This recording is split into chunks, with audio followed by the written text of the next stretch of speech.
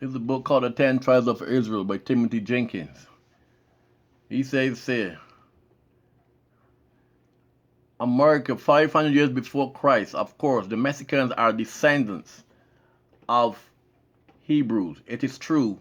The Chileans are Judge Breaknish, who was the secretary of the legation to Mexico, told the writers that the language of the Mexicans was a very drinking language, very great many consonants, few vowels, and that it resembles the language of the Tartars. Their news that indicate the sin. They had a long festival in spring and time of year.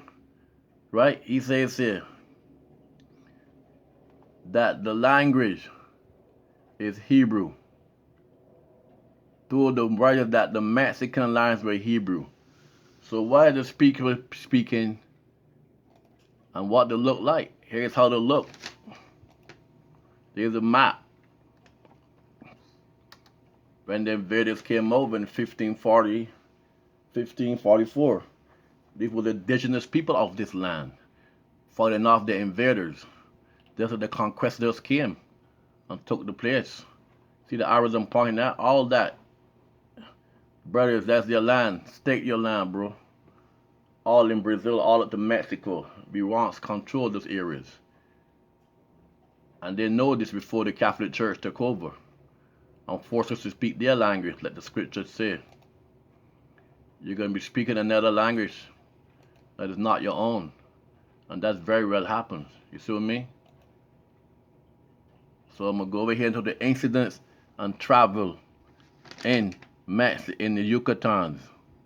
Check this out. Incidents and travels in Yucatan. This guy named Stephen John Lloyd. This is in 1852 now. What he says now. The kings of Mexico and Quiche acknowledged the ties of relationship, and its manuscripts of 16 quarters leaves preserved by Indian Sam Andres Shukar is related that when Massasoit was made prisoner, he sent a private ambassador, right,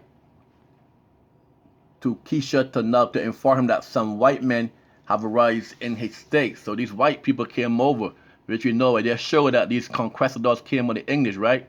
So it said now after they came over now, the king now, right there, they requested to give them some answers. Now, what happened here now?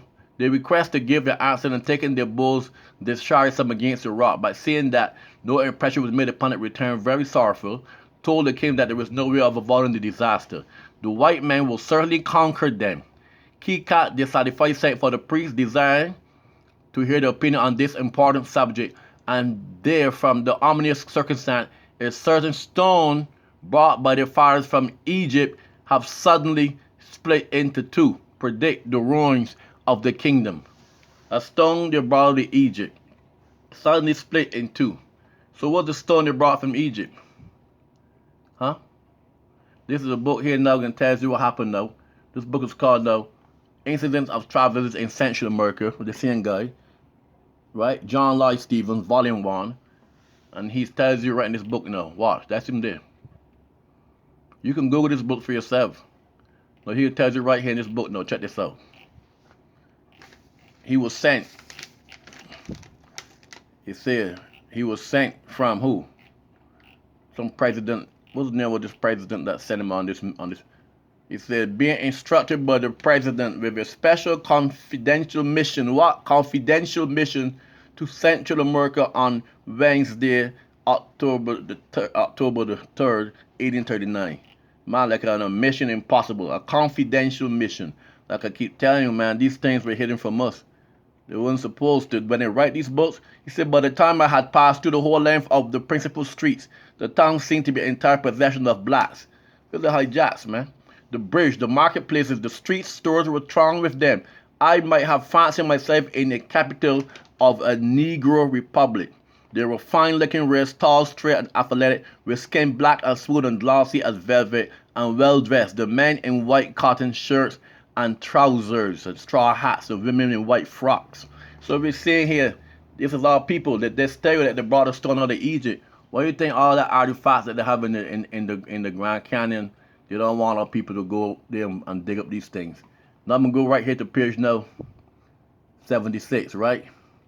Period 76 can break it down now and tells you what happened here.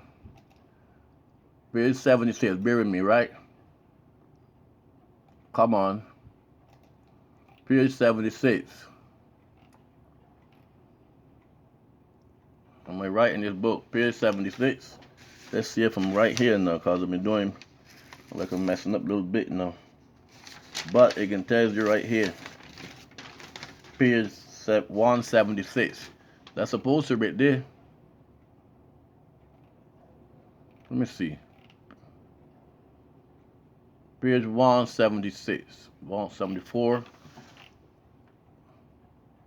Alright, that was Pierce 1. Okay, I pulled up one again. That was one with the stone.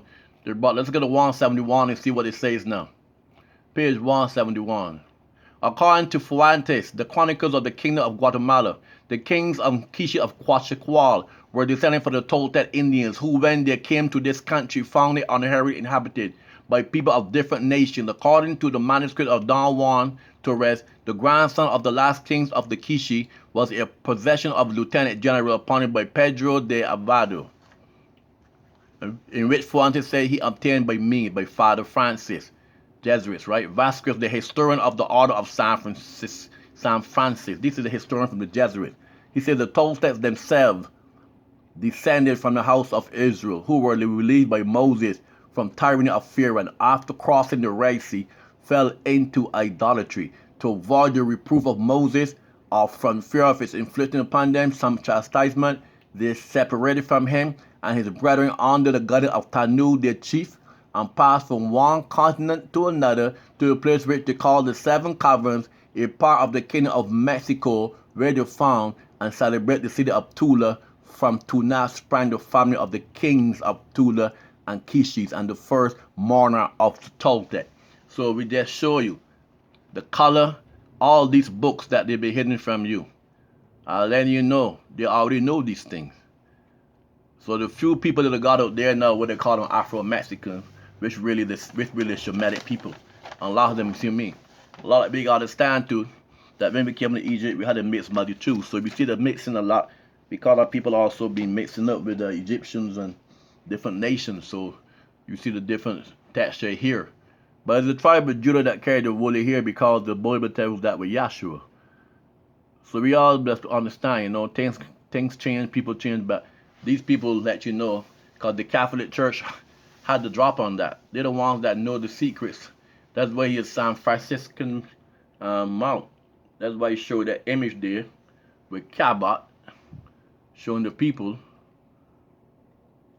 See that? Chiapas of Mexico showing the people being brought, the complexions and all the stuff. And what we were not allowed to read, they got away with murder. But now the Mosaic are exposing everything, you see?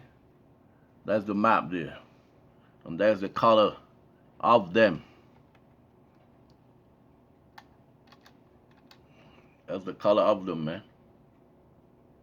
That's the color. See? So don't let them people fool you.